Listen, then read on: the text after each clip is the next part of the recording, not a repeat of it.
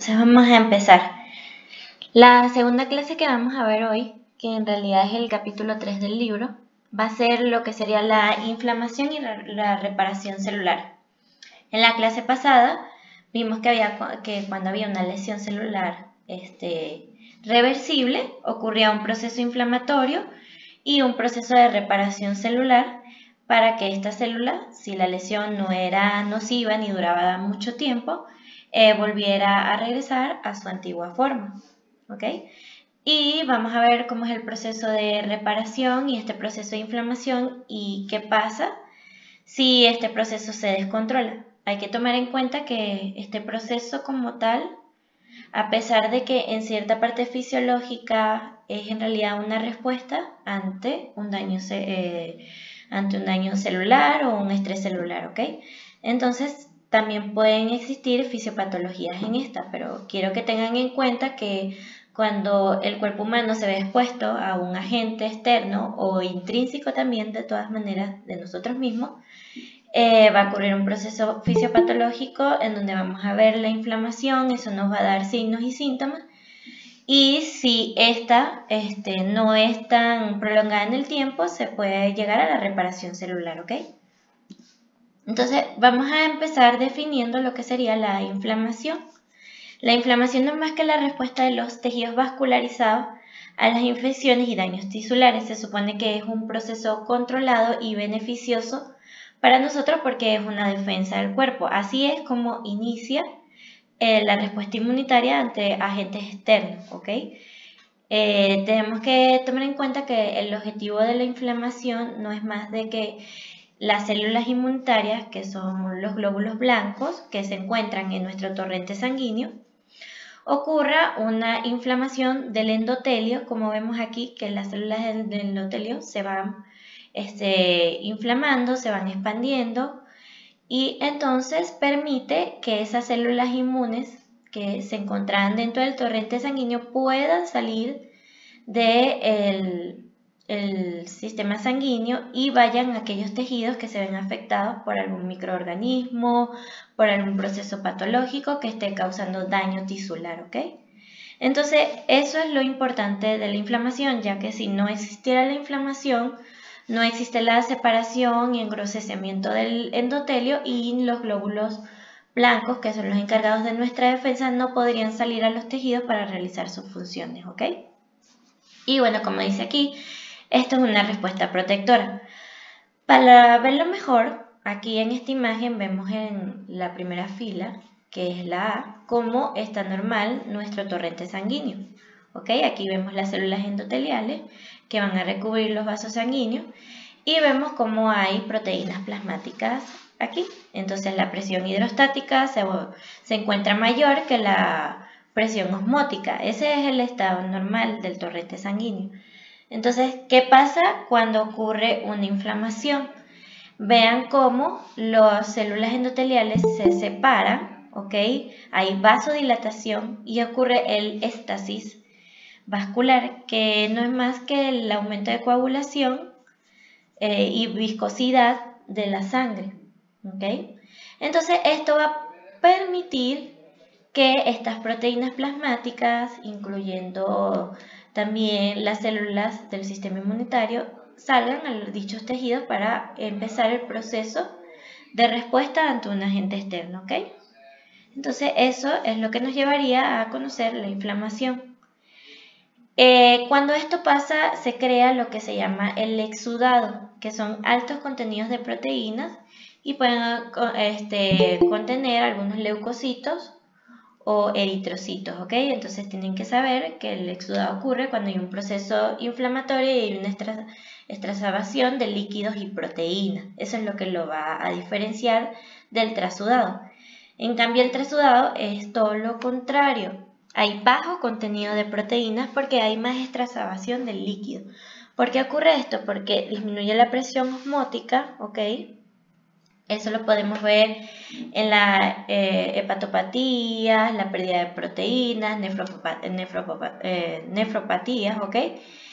Y la presión hidrostática va a aumentar, ¿ok? Eso también puede ocurrir en lo que sería la insuficiencia cardíaca congestiva que hace que haya también un aumento de la extravasación del líquido, ¿ok? Y eso va a ocasionar trasudados. También lo podemos ver en los derrames pleurales. También hay otras propiedades que tienen los exudados y trasudados que quiero que en el esquema lo busquen y pongan la diferencia entre uno y otro, ¿ok? Porque siempre se los van a preguntar. Hay un derrame pleural, ¿eso es un exudado o un trasudado? Le hacen el estudio químico. ¿Se encuentran proteínas plasmáticas? Ah, ok, es un exudado. Ah, no, resulta que solo hay líquido menos en cantidad de proteínas, entonces ahí sí es un trasudado, ¿ok? Y eso nos va a dar ciertas ideas de la patología que puede estar ocasionando eso. Claro, eso lo vamos a ver más específico en cuando veamos insuficiencia cardíaca, cuando veamos la hepatitis, la citis, las insuficiencias renales, que podemos ver trasudados, o los exudados, que son como las infecciones bacterianas, que vemos lo que sería la formación del pus, ¿ok? O formación de pus en donde sería el tejido pulmonar, también podemos ver signos de eso, ¿ok? Y resulta que son exudados porque son altos en proteína.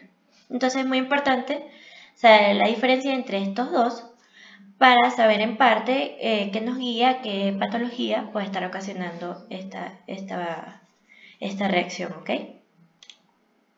Entonces, la inflamación tiene pasos, ¿ok? El primero de ellos es el reconocimiento, ¿ok? Las células, tanto de los tejidos que no están en los vasos sanguíneos como la de los vasos sanguíneos, tienen receptores de membrana plasmática, ¿ok? Esos van a ser lo más importante que podemos ver en esta imagen, cómo vemos al microorganismo y estos receptores lo captan y entonces envían la señal de que, ok, está ocurriendo una posible lesión celular. También hay diferentes mecanismos por el citosol, que es el citoplasma, ¿ok? Que ocurre cuando el microorganismo ya pasa a lo que sería el citoplasma. Entonces ya está dentro de la célula y el citosol se encarga de reconocerlo y empezar la actividad inflamatoria. Y por otro lado tenemos los endosomas, que es cuando la célula, lo que ocurre mayoritariamente en la célula fagocitaria, que por medio de endocitosis ingieren ese microorganismo y entonces ocurre la activación de que hay un agente extraño, ¿ok? Estos tres pasos lo que van a hacer es liberar los inflamasomas, que son proteínas que van a llamar a los encargados de las enzimas proinflamatorias, que en su mayoría son las citoquinas. No sé si se acuerdan el año pasado, cuando vimos sistema inmunitario, que teníamos ciertos tipos de enzimas transmisoras, que eran las interleucinas 1, que son proinflamatorias. Que van a hacer ellas? Van a llamar a los leucocitos, que son los glóbulos blancos, y dependiendo si es una infección viral, van a llamar a lo que serían los interferones. Si no es una respuesta bacteriana, habría más acúmulo de neutrófilos. Si es una respuesta inflamatoria crónica, habría más presencia de lo que serían los macrófagos y de mastocitos, ¿ok? Entonces ya eso es parte de fisiología y sí deberían recordar cada función que tienen los tipos de glóbulos blancos. Entonces, el segundo paso es el reclutamiento de células inmunes. Aquí vamos a ver otra vez lo que sería el vaso sanguíneo, ¿ok? Tenemos aquí las células endoteliales y se supone que aquí hay un leucocito que está yendo por el torrente sanguíneo. Entonces ocurre el proceso de inflamación. Se expande lo que serían las células endoteliales y hay un primer paso que es el rodamiento, en donde el leucocito, en sus receptores de membrana que tiene, como la glucoproteína, LEWIS-X y la integrina, se van a fijar en lo que sería la selectina P y selectina E, ¿ok? Selectina P plasmática, selectina E endotelial, ¿ok? También existen otros tipos de receptores como el proteoglucano y esto va a hacer que vaya abriendo una activación de integrinas que son quimiosinas. Recuerden que quimiosinas es que llaman a los leucocitos hay una adhesión estable y así hay migración a través del endotelio, ¿ok? Donde el leucocito va a ser expuesto al tejido donde están los microbios, como podemos ver aquí. Y una vez que los leucocitos capten esos microbios, como aquí tenemos un ejemplo del macrófago, entonces se va a activar las citoquinas proinflamatorias como el factor de necrosis tubular, necrosis y la interleucina 1, ¿ok? Entonces va a ser como un proceso que se va a ir retroalimentando. Entonces aquí tenemos un cuadro, ya hasta aquí fueron las láminas que hice. Aquí tenemos un cuadro de los principales marcadores proinflamatorios. Siempre el primero que se libera y uno de los más importantes es la histamina, ¿ok? Su fuente más que todo va a estar en los mastocitos, basófilos, plaquetas, ¿ok? Por eso es que es importante que cuando veamos más adelante, ahorita en la clase, la inflamación crónica, vamos a tener más presencia de estos mastocitos que van a producir exceso de histamina y siempre se va a propagar la inflamación. ¿Qué acciones tiene esta? Vasodilatar, aumento de la permeabilidad vascular y activación endotelial, como vimos en la otra lámina. Otro importante que también es causante del dolor es la prostaglandina. ¿Okay? También están los mastocitos, los leucocitos, y como vemos aquí ellos son los que van a ocasionar el dolor, la fiebre y vasodilatación. Tenemos los leucotrenios, que también en su mayoría son los mastocitos. Acuérdense que los mastocitos tienen un papel importante en el proceso inflamatorio, que va a aumentar la permeabilidad vascular, la quimiotaxia, adhesión a leucocitos y activación de los mismos, ¿ok? Va a llamar a más leucocitos. Estos leucotrienos no les suena conocido con cierta patología que es muy común, patología respiratoria, no se les viene nada a la mente. Asma bronquial. Ajá, exacto, el asma bronquial. Justamente los leucotrienos se encuentran más en el epitelio respiratorio y cuando hay un exceso de activación de ella, con la reacción de hiperreactividad que ocasiona el asma, porque hay una exposición o algún estímulo hasta emocional, puede ocasionar una crisis asmática que se desencadene, hay producción de estos leucotrenios y por eso es que a veces se utilizan inhibidores de estos como medicamento para ayudar a lo que sería cuando hay presencia del asma crónica, ¿ok? Es un tratamiento más largo y evitar que así el paciente siga recayendo en crisis asmática, ¿ok? O exacerbaciones asmáticas. La citocina, el factor de necrosis tubular, la interleucina 1, interleucina 6 se encuentran más que todo en los macrófagos, las células endoteliales y bueno, los mastocitos. Y ellos van a estar ocasionando la activación endotelial, ¿ok? Y van a ocasionar las respuestas sistémicas de la inflamación, que también vamos a ver más adelante. Las quimiosinas, que van a llamar más a leucocitos y su activación, el factor de activación de plaquetas, ¿ok? Para la vasodilatación, el aumento de permeabilidad vascular, la quimiotaxia de más plaquetas, desgranulación y estallido respiratorio, ¿ok? Las proteínas de complemento, que también las vimos, que como dice su nombre, son un complemento para ayudar al sistema inmune a continuar su respuesta ante un agente exógeno. Y las cininas, que están en el plasma, son producidas por el hígado. Ellos van a aumentar la permeabilidad también vascular, la contracción del músculo liso, vasodilatación y también van a ser ocasionadas del dolor. Okay, para verlo mejor, aquí tenemos más o menos lo que sería la cascada de la inflamación. Entonces tenemos la membrana celular, ¿ok? En donde la principal, o sea, reconocemos el agente que va a causar daño, el agente extraño. Entonces va a ocurrir un metabolismo donde se va a metabolizar el ácido araquidónico, ¿ok? Y se va a convertir en dos enzimas, dos proteínas esenciales, que son la ciclooxigenasa y la 5-lipooxigenasa. Como ven aquí, se utiliza mucho lo que serían los esteroides porque inhiben la enzima fosfolipasa que va a convertir los fosfolípidos de la membrana celular en el ácido araquidónico Y también vamos a tener inhibidores del COD1, ¿ok? Como la aspirina, que es el ácido acetilsalicínico, la indometacina, que es parte de los AINE, ¿ok? Los antiinflamatorios no esteroideos.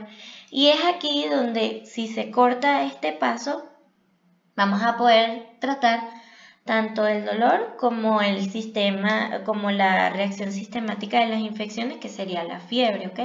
O las reacciones sistemáticas de la inflamación, porque recuerden, por ejemplo, en el paciente asmático, él puede estar en una crisis asmática y presentar fiebre, pero no hay como tal un proceso infeccioso bacteriano que hable de una sobreinfección bacteriana, pero él aún así, como hay un proceso inflamatorio, produce fiebre, ¿ok?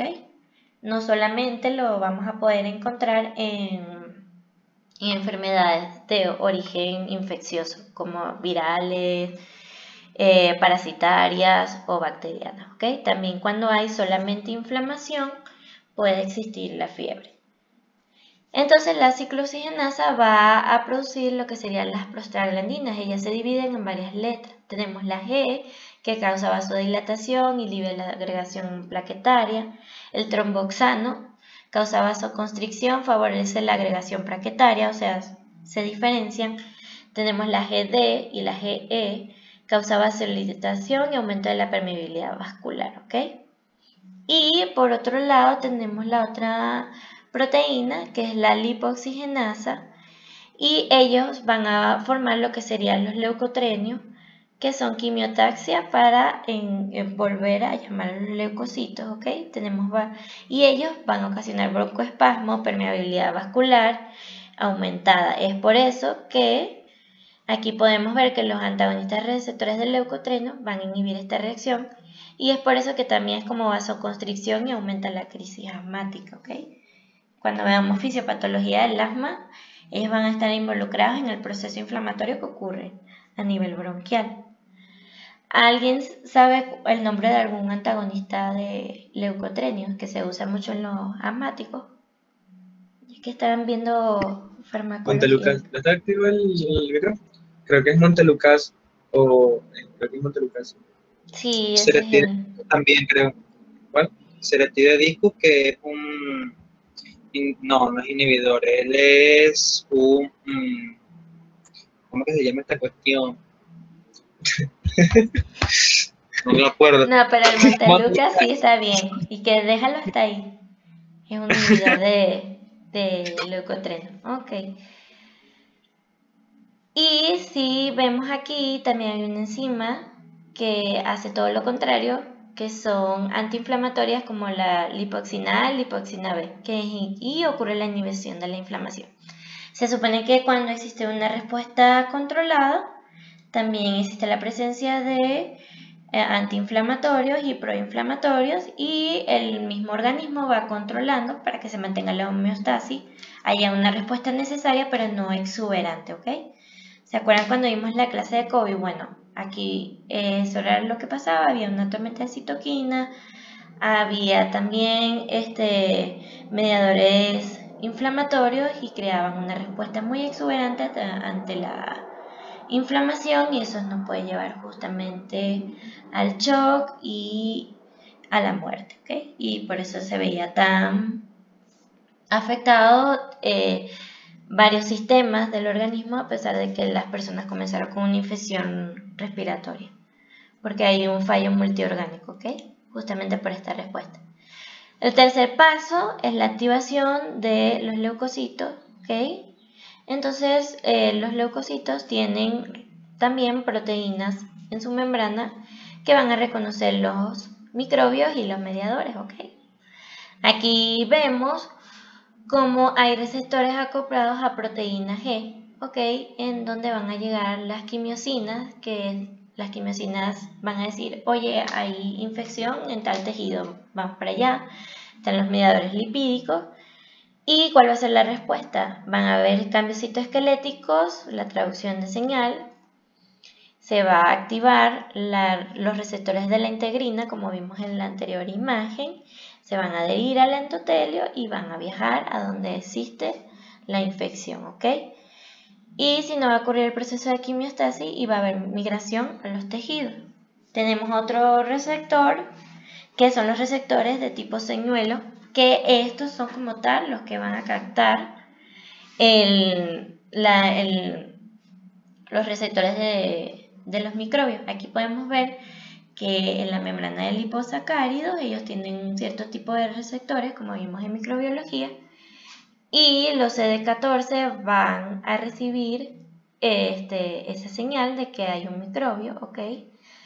También va a recibir las señales de las citocinas, ¿ok? Las proinflamatorias, y va a haber una producción de mediadores, ¿ok?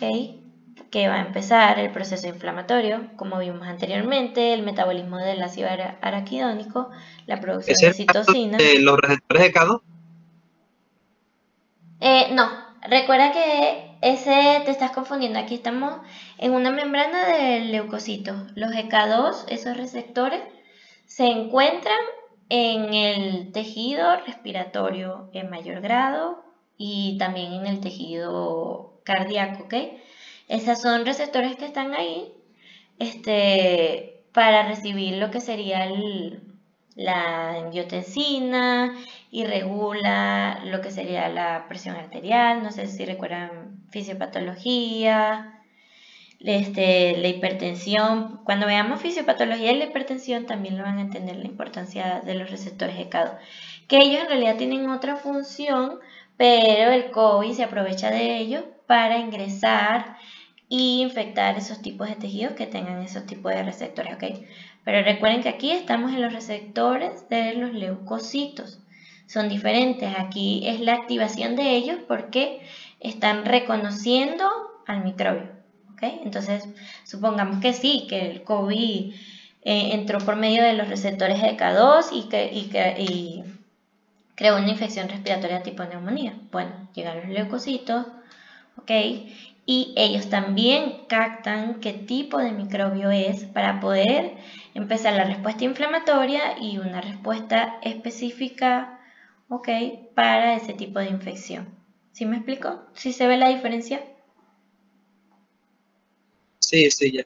Sí, porque acuérdate que estamos en la respuesta inflamatoria ante un proceso exógeno. Entonces ya se supone que en este paso 3 los leucocitos están en el tejido en donde está pasando la infección, ¿ok?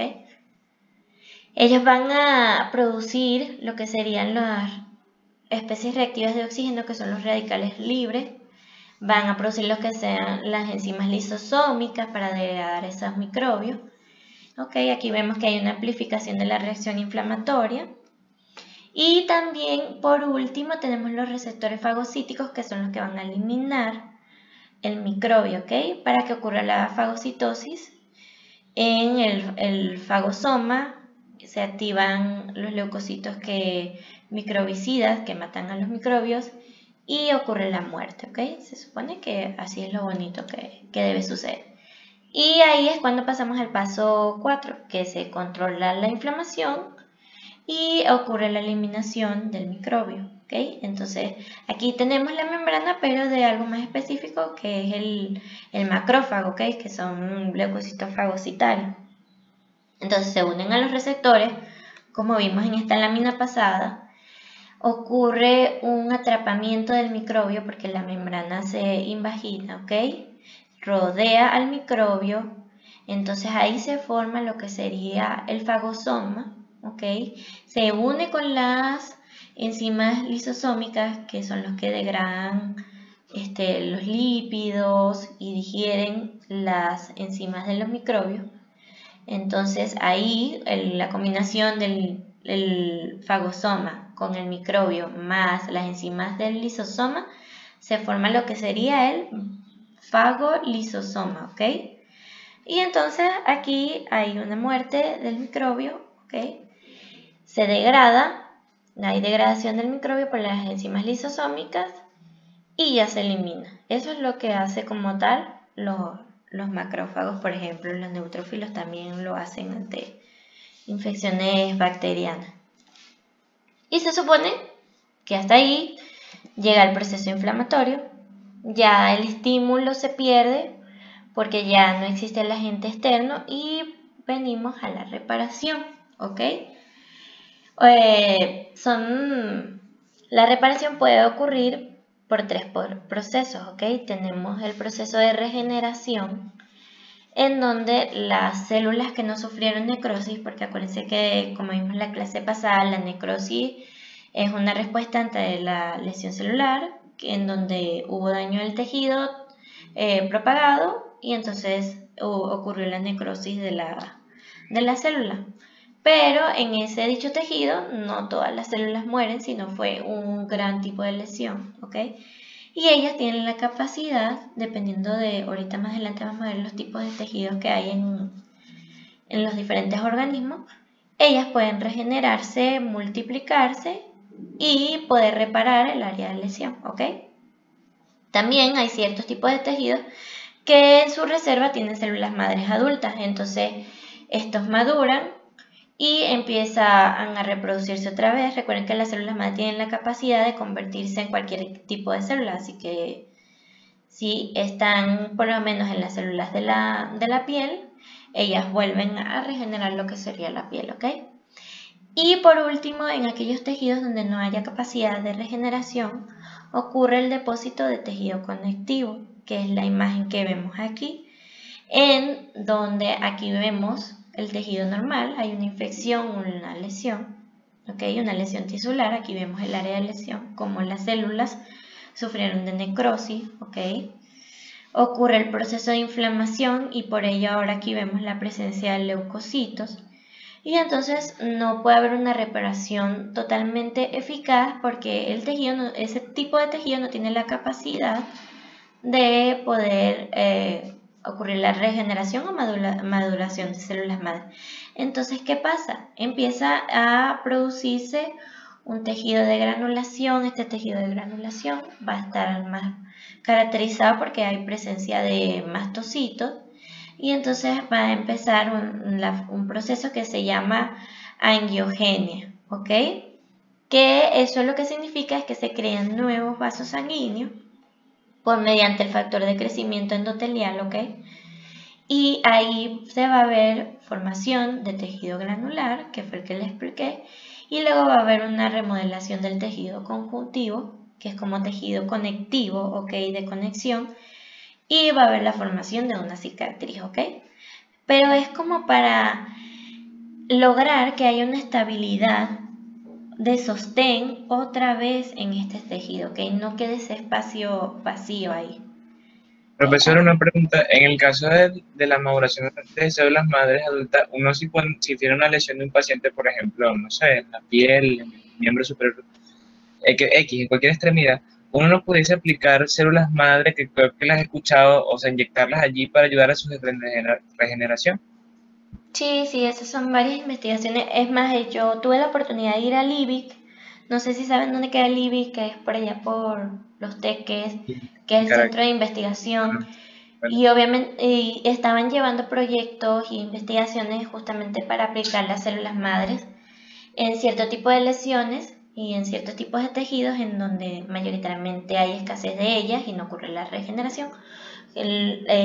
Más que todo lo implementaban para personas parapléjicas que tenían lesión medular grave y entonces hay ciertas hipótesis que todavía no se ha logrado del todo de que inyectando células madres ahí ellas van a poder obtener la capacidad de volverse tejido nervioso o neurona, poder reproducirse y poder terminar de reparar como tal esa lesión, ¿ok? Es uno de esas investigaciones que todavía no hemos llegado a concluir, pero sí se intenta de que las células madres pueden reparar cualquier tipo de tejido, ¿ok? En donde no pueda ocurrir la regeneración como tal o no haya la presencia de ella. Pero igualito todavía faltan muchos avances en eso. Entonces este sería el último paso y ya sabemos lo que ocurre si un tejido no tiene la presencia de células madre o no tiene la capacidad regenerativa, ¿ok? Entonces van a ver ciertos factores que van a influir en la reparación tisular, ¿ok? Si tenemos a un individuo sano, sin factores de comorbilidad ni enfermedades crónicas, la persona va a poder llevar una reparación adecuada, pero hay ciertos factores del huésped que van a ocasionar efectos en esta reparación. La primera de todas, tenemos una infección persistente, ¿ok? En donde no se haya logrado eliminar ese microorganismo del todo, como virus, parásitos, que puede ocasionar lo que sería que estas bacterias lleguen al torrente sanguíneo, causen una sepsis, causen un shock y posiblemente la muerte. También hay reacciones de hipersensibilidad por parte del organismo, y son esas bacterias también que son resistentes, que a largo plazo pueden causar infecciones muy graves, ¿ok? También tenemos enfermedades como la diabetes, que cuando veamos más la patología vamos a entender por qué estos pacientes no cicatrizan de la misma manera que un paciente que no tenga diabetes. Es porque hay malformación de la microvasculación, en especial de las extremidades, ¿ok? De los microcapilares, y entonces eso lleva a que haya una mala respuesta inflamatoria, de que no llegue suficiente torrente sanguíneo, puede ocurrir que hayan isquemias, cambios tróficos en la piel, ¿ok? Y entonces si ocurre una lesión, no va a haber una buena reparación. El estado nutricional también es muy importante, ¿ok? Que no sea un paciente desnutrido, porque puede ocurrir atrofia, como vimos en la clase pasada, y entonces las células no van a poder responder de la misma manera. Aparte de que también, por ejemplo, como tenemos el lado de las vitaminas, como la vitamina C, si hay escasez de esta, ella permite la producción de colágeno, y si no hay producción de colágeno, no va a haber una buena cicatrización tampoco, ¿ok? Porque recuerden que el colágeno participa en lo que sería el proceso de cicatrización de más que todo de la piel, ¿ok?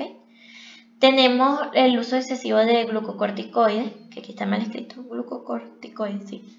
De que en aquellos pacientes que tenemos, por ejemplo, con lupus, que tienen que llevar el uso de esteroides prolongados, tampoco tienen una buena cicatrización porque se inhibe en parte el proceso de inflamación, ¿ok?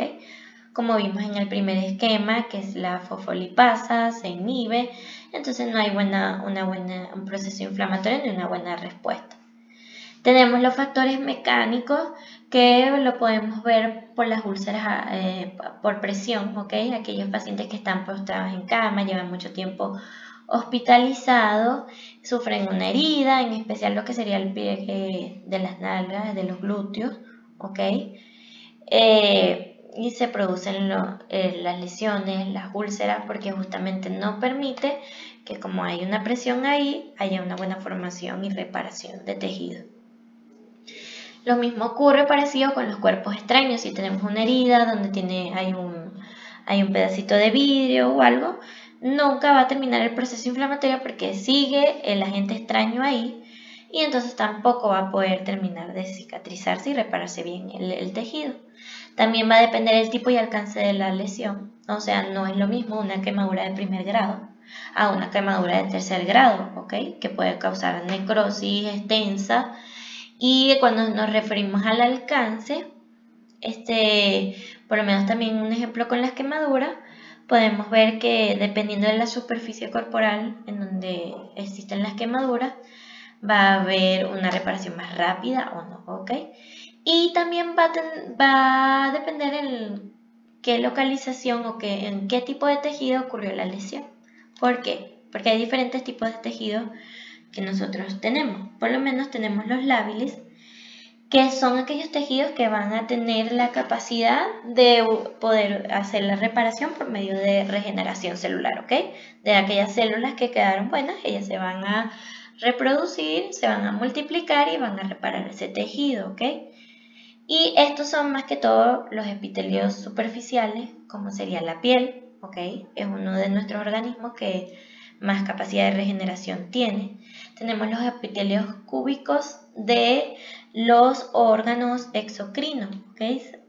No como tal los órganos exocrinos, no se vayan a confundir, sino como por ejemplo los conductos de las glándulas salivales se pueden reparar, los conductos del páncreas exocrino, que también debieron ver páncreas exocrino y endocrino, pero eso también lo vamos a ver en diabetes y enfermedades digestivas, porque el páncreas exocrino es el que se encarga de liberar las enzimas que nos van a ayudar a la digestión, ¿ok? Si hay una pancreatitis y eso se ve afectado, hay una capacidad de regeneración, ¿ok? En cambio es diferente al páncreas endocrino, que sí es el encargado de todo el metabolismo de la insulina, de la degradación de la glucosa, que controla más que todo la diabetes. Si tuviera las cualidades de repararse totalmente, no existirían ese tipo de enfermedades, ¿ok?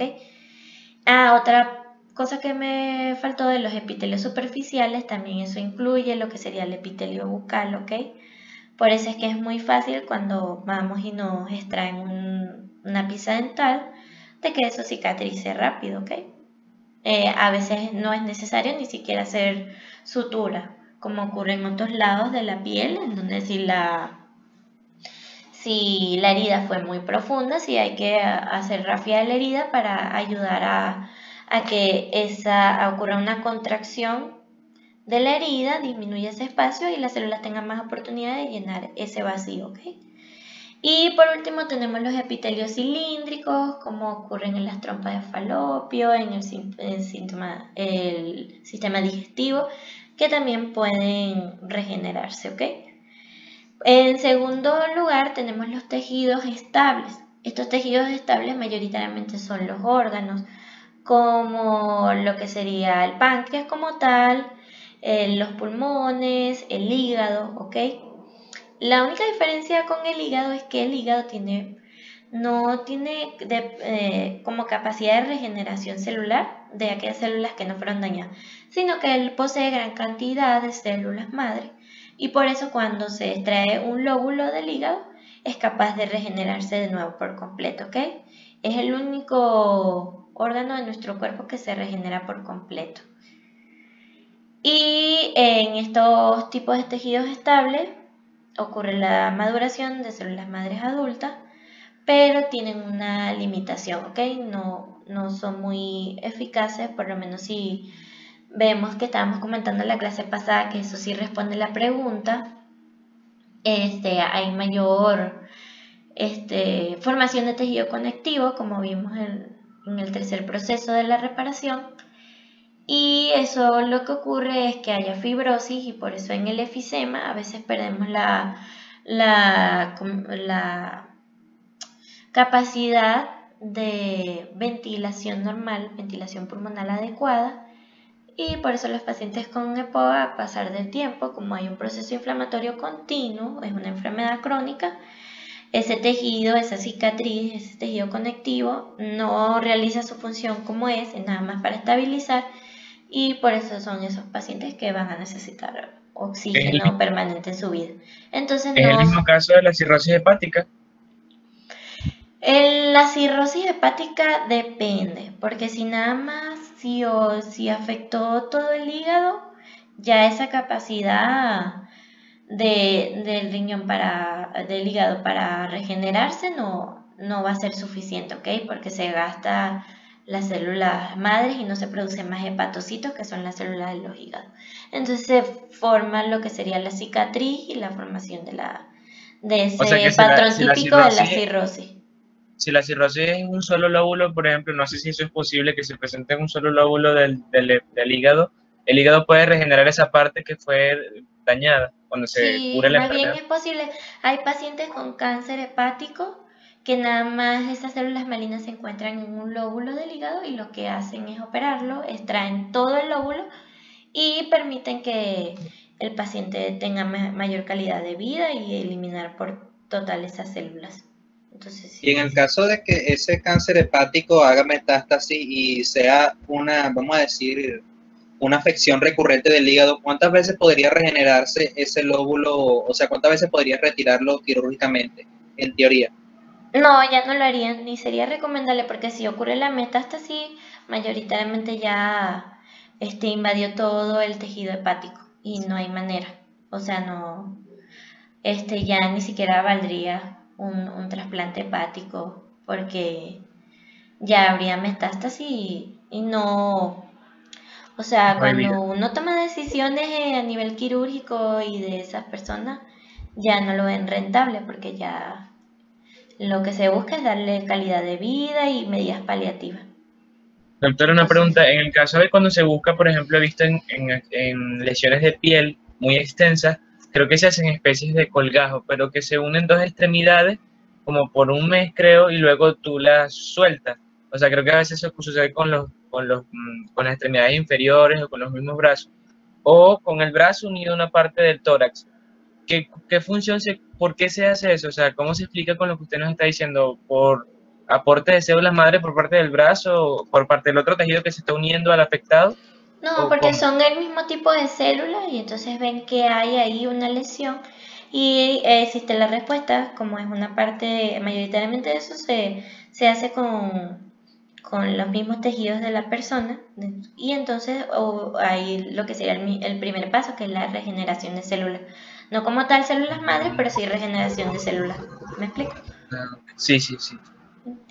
Y bueno, tenemos aquellos tejidos permanentes que no tienen capacidad regenerativa, ¿ok? ¿Se les ocurre cuáles tejidos son esos? Bueno, creo que ya se los dije. Tejido nervioso. Ajá, exacto, el tejido nervioso, las neuronas. Cuando un paciente tiene un accidente cerebrovascular o evento cerebrovascular, como se está llamando ahorita, el LCV, él pierde ciertas funciones motoras justamente porque las neuronas no tienen esa capacidad de regeneración y división celular, ¿ok? Con el tiempo, a veces, si la lesión no fue muy grave, la isquemia o la hemorragia, las neuronas hacen nuevas conexiones de dendritas, ¿ok? Y se puede otra vez, o sea, de manera limitada, recuperar ciertas funciones, ¿ok? El corazón, por otro lado, cuando hay una isquemia cardíaca, como lo sería el infarto, eso tampoco se recupera, sino que el resto del corazón que sí sirvió, los tejidos que sirven, pueden sufrir una hipertrofia y entonces poder de alguna manera de que ese paciente siga viviendo con un cierto porcentaje de funcionamiento de su corazón, ¿ok? Pero no se repara, en ese tejido queda ahí totalmente necrótico. Entonces, ya habiendo visto lo que ocurre en el proceso de inflamación, cuáles son los tipos de tejidos que tienen esta capacidad, existen los tipos de inflamación que se van a dividir según el tiempo y la agresividad de la lesión, ¿ok? ¿Se recuerdan las causas de lesión celular? Más o menos esas son las mismas que van a ser las causantes de procesos inflamatorios, por eso no la volví a poner, ¿ok? Porque justamente va a ser infecciones, procesos autoinmunitarios, agentes químicos, agentes mecánicos, ¿ok? Entonces no se olviden de eso, que la lesión celular produce lesión celular y por lo tanto produce inflamación, ¿ok? Entonces tenemos lo que sería la inflamación aguda y la inflamación crónica. La inflamación aguda se supone que es todos los pasos que vimos hasta reparación, ¿ok? Que llega hasta ahí, se eliminó el agente causal, el cuerpo lo logró y se inhibe ese estímulo inflamatorio y ocurre la reparación, ¿ok? Entonces inicia de forma rápida, en minutos, dura poco, de una hora a pocos días, hasta una semana, ¿ok? Y se caracteriza por exudación de líquido y proteínas plasmáticas, o sea que hay una formación de edema. Y la emigración de leucocitos, sobre todo de neutrófilos, porque obviamente estas causantes de inflamación aguda van a ser más que todo infecciosos, ¿ok? Y por eso es que va a haber más presencia de este tipo de células. Por otro lado, tenemos la inflamación crónica, que puede aparecer después de una inflamación aguda, ¿ok? Porque puede empezar como una inflamación aguda, que tenemos una infección bacteriana. Pero resulta que la bacteria es resistente a ciertos antibióticos o el huésped está inmunodeprimido, está desnutrido, entonces no logra eliminar el agente y entonces pasa a convertirse en una inflamación crónica, ¿ok? Entonces, donde se retrasa mucho la reparación, inclusive hay ciertas enfermedades inflamatorias en donde existe tanto procesos inflamatorios combinados con procesos de reparación, ¿ok? Entonces, También puede existir una inflamación crónica desde el comienzo y dura más tiempo, de semanas a meses. Se asocia a presencia de linfocitos, acuérdense que los linfocitos son del sistema inmune adaptativo, de macrófagos, de mastocitos, y hay proliferación vascular. Esto es lo que vamos a encontrar desde que le dije de que hay procesos de reparación, que se intenta reparar, pero no es lo suficiente la reparación para eliminar esa inflamación porque el estímulo todavía no se ha perdido. Entonces hay la proliferación vascular, hay fibrosis y hay destrucción tisular, ¿ok? Aquí podemos ver algunos ejemplos de ciertas enfermedades que nos pueden ocasionar inflamaciones agudas o crónicas. En las agudas tenemos el síndrome de dificultad respiratoria aguda, que puede ser por una infección como una neumonía, ¿ok? Aquí en la comunidad, una bronquitis, y entonces hay presencia de neutrófilos, ¿ok? También tenemos el asma, que cuando está controlada, nada más es una exacerbación aguda que hubo, entonces está la presencia de eosinófilos y anticuerpos como la inmunoglobulina E, porque es una reacción de hipersensibilidad e hiperreactividad, ¿ok? Tenemos la glomerulonefritis, donde hay presencia de anticuerpos, complementos, todavía neutrófilos, monocitos.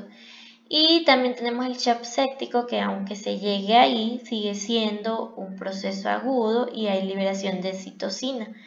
Pero si continúa hasta la muerte, puede pasar a un proceso crónico, ¿ok?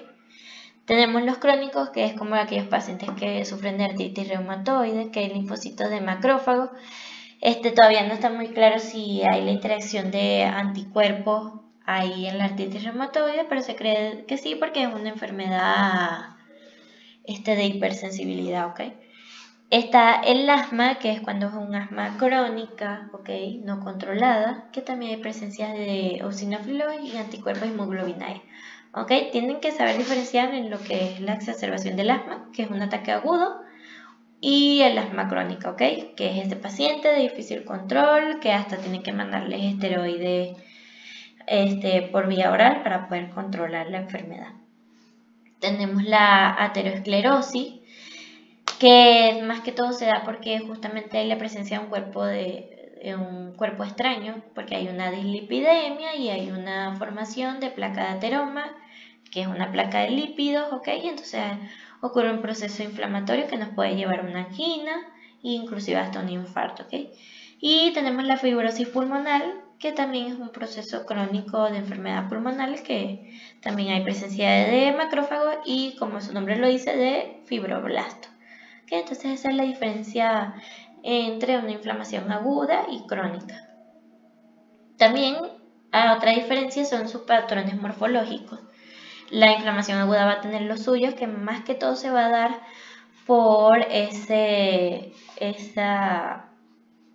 secreciones que crea las respuestas infecciosas. Por lo menos tenemos la morfología o inflamación de tipo serosa, en donde hay mayor presencia de proteínas plasmáticas en vez de leucocitos. Se da más que todo en infecciones virales y puede ocurrir en la pericarditis viral, ¿ok? En donde no, o sea, va a ser un líquido seroso, más que todo compuesto por proteínas. Tenemos lo que sería la inflamación fibrosa, que es en aquellos donde hay presencia de fibrinógeno que se convierte en fibrina. Eso se puede dar en lo que sería la pleuritis, ¿okay? A nivel pulmonar, porque no es un tejido lábil, ¿ok? Tenemos las purulentas, que aquí es donde va a haber presencia de tejido necrosado mezclado con neutrófilos, ¿ok? Y entonces ese tipo va a ser presente más en las infecciones de origen bacteriano, y lo más común lo podemos ver en excesos de la piel, ¿ok? Y por último tenemos las úlceras, que se dan más que todo en esos pacientes que no tienen una microvasculación adecuada, no llegan los nutrientes adecuados para realizar la reparación, y entonces hay como un hundimiento del tejido y formación de la úlcera, ¿ok? Que sí se puede reparar, pero si no hay una buena cura, control de la enfermedad base que está ocasionando esa mala circulación y entonces se puede volver en un proceso inflamatorio crónico, ¿ok? Y por otro lado tenemos los patrones morfológicos de la inflamación crónica, que no está como tal identificada por el tipo de secreción, sino más que todo el punto histológico, en donde va a haber células mononucleares como los leucotrenios, los macrófagos, los mastocitos. Va a haber desnutrición de los tejidos, intentos de curación, como vimos antes, que va a haber formación de nuevos vasos, pero no como tal una reparación completa. Y la inflamación granulomatosa, que es justamente ese tejido que se forma antes del tejido conectivo, que es donde va a haber presencia de macrófagos, leucocitos, inflamación y algunos ejemplos de enfermedades donde puede existir esta inflamación granulomatosa es como la tuberculosis. Recuerden que la tuberculosis es muy difícil de curar. Recuerdan en parte todo el tratamiento que tienen que llevar y por cuántos días, justamente por la capacidad que tiene esta bacteria de formar un anillo de bacilos, de Mycobacterium tuberculosis, y a provocar la acumulación de dichos macrófagos. Entonces aquí vemos donde se forma el granuloma, que son los tubérculos, son focos de macrófagos inactivos, células epiteloides, bordeados por linfoblastos, linfocitos, histocitos, que son mediadores inflamatorios, que a veces pueden ocasionar células gigantes de Langhans, y después una necrosis central, con resto de granulomas amorfos y bacilos ácidos resistentes. Justamente como vimos el año pasado, yo tenía una fotico aquí de la lesión para que recordaran, pero bueno, hice esta lámina rapidísimo. En la lepra también existe este tipo de lesión por otro Mycobacterium leprae, donde están los bacilos ácidos resistentes, con macrófagos, se forman los granulomas, que no son necrosantes, esa es la diferencia, En la sífilis, si no se trata de manera temprana, puede ocasionar lesiones microscópicas, que van a ocasionar las lesiones que vimos, de células plasmáticas, células centrales, necróticas y sin pérdida de contorno celular, y por eso es que las lesiones de la sífilis no son muy dolorosas. La enfermedad por arañazo de gato, puede también formar granuloma. La sarcoidosis, que forma granulomas, todavía no se sabe la etiología. La enfermedad de Crohn, que es la enfermedad intestinal inflamatoria, que es una reacción inmunitaria, también ocasiona granulomas, necrosis en la pared intestinal, con deseo infiltrado crónico, y inflamación crónica. También hay ciertas enfermedades que no son infecciosas, como serían el lupus, la artritis, que causan procesos inflamatorios crónicos, Más que todo el lupus porque es un proceso excesivo de hipersensibilidad. Si el paciente también sufre de muchas reacciones de hipersensibilidad como las alergias, puede haber efectos nocivos de la inflamación y ya no se vería como una respuesta inflamatoria normal, sino como algo crónico y que puede perjudicar al organismo. También hay un tipo de metal que es el silicio, que es el con que crean los vidrios, las cerámicas, y aquellas personas que trabajan mucho y tienen mucho contacto con ese tipo de metal pueden ocasionar una enfermedad respiratoria por inhalar ese tipo de metal y ocasionar lo que sería una inflamación crónica, Y bueno, están los defectos en la reparación, en donde puede haber un mal desarrollo del tejido de granulación, no se pone bien, no se repara bien y entonces hay dehiscencia de la herida, o sea, descontinuidad de la herida. Eso puede pasar, eso depende, estos defectos de reparación dependen mucho del huésped y su capacidad de su funcionamiento adecuado de reparación, Hay ciertos pacientes en donde los operan por una peritonitis causada por una apendicitis y entonces tienen que hacer una herida quirúrgica y esa herida quirúrgica no se cura de manera adecuada porque no hay suficiente formación de tejido de granulación y entonces ocurre los puntos se revientan y hay abertura de la herida, ¿ok? También por la presión, por la tos.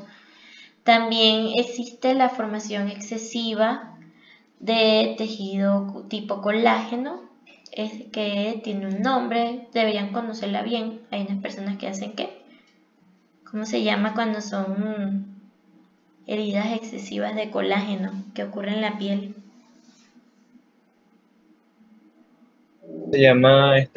Eso se llama queloide. Exacto, los queloides. Eso también, o sea, es un mito que dicen que el médico no hizo buena limpieza de la herida, no sabe suturar, aquello. No, eso depende mucho de la persona. Si la persona hace queloide, que mayoritariamente se da en la raza negra, pero no se conoce el motivo, siempre los va a hacer, ¿ok? Entonces a veces son muy exuberantes y tienen que recibir por un cirujano estético que haya una intervención quirúrgica para quitar ese exceso de colágeno, ¿ok? Igual que ocurre con la granulación exuberante, que es tejido granular que se forma de manera exagerada y entonces crea como unas verrugas gigantes en donde hubo una herida, ¿ok? También es cuando hay exceso de contracción. Esto se da más que todo a nivel articular. Cuando hay heridas articulares, hay un proceso de contracción en la cicatrización para cerrar un poco más la herida y entonces ocurre de manera exagerada y eso cuando ocurre la cicatrización hay como un tejido ahí súper contraído y no se puede doblar otra vez, por ejemplo, la articulación del codo y hay disminución de la movilidad, ¿ok? Articular. Afecta. ¿Cuáles son los efectos nocivos de la inflamación? Como hablamos, las alergias, porque hay reacciones de hipersensibilidad, las autoinmunitarias y aquellos procesos no controlados, ¿ok? Y los efectos sistémicos de la inflamación, justamente se da la fiebre por los mediadores proinflamatorios que vimos, la leucocitosis, porque hay una activación de los leucocitos y por eso cuando hacemos una hematología con una paciente que tiene una infección bacteriana o viral, igualito va a ocurrir la leucocitosis, solo que en una va a haber presencia de linfocitos y otra de neutrófilos. Y también una sobreproducción de proteínas proinflamatorias y una de las más conocidas es la proteína C reactiva, que era el PCR más famoso antes, pero esta puede ocurrir tanto en procesos infecciosos como no infecciosos, ¿ok? Y en procesos donde haya fallo multiorgánico y son marcadores de gravedad para ver cómo va el proceso inflamatorio. Y es uno de los marcadores de gravedad justamente para los pacientes con COVID, ¿ok? Cuánta presencia de proteína C reactiva hay, nos dice en proporción cuánto respuesta inflamatoria hay en el organismo.